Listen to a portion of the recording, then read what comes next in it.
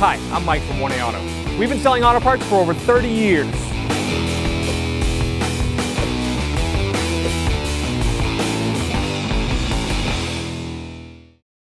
Hey everyone, Sue here from 1A Auto, and I'm going to give you a little quick lesson on if you have a vehicle with no gas cap.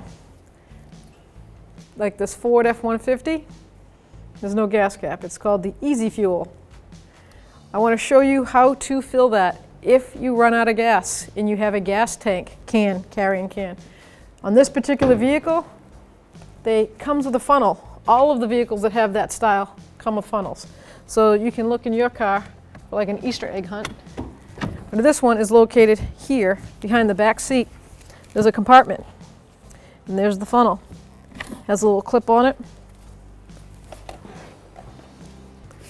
When you bring it out, it pushes that piece in, so now you can add gas through a gas can. Thanks for watching. Visit us at 1AAuto.com for quality auto parts, fast and free shipping, and the best customer service in the industry.